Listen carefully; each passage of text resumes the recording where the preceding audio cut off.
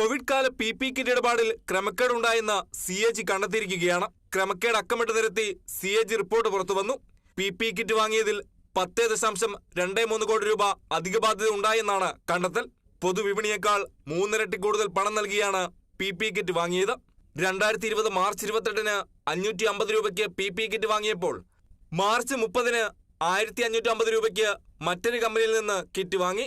2 ദിവസത്തിനുള്ളിൽ PP കിറ്റിന്റെ വില രേഖകൾ പ്രകാരം 1000 രൂപയാണ് കൂടിയത്. അതേസമയം കുറഞ്ഞ തുകയ്ക്ക് PP കിറ്റ് നൽകാമെന്ന് വാഗ്ദാനം ചെയ്ത കമ്പനിയെ തഴഞ്ഞുവെന്നും CAG വെളിപ്പെടുത്തി. സാൻഫാർമ എന്ന കമ്പനിക്ക് മുൻകൂറായി മുഴുവൻ പണം നൽകിയത് തെറ്റായ നടപടിയെന്ന് കണ്ടെത്തി. പ്രതിപക്ഷ ആരോപണം ശരിയെന്നും CAG വ്യക്തമാക്കി.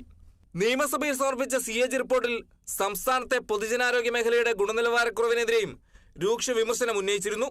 അതോടൊപ്പമാണ് കിറ്റ് ആരോപണത്തിലും റിപ്പോർട്ടുണ്ടായത്. Kerala Vision News, Thiruvananthapuram.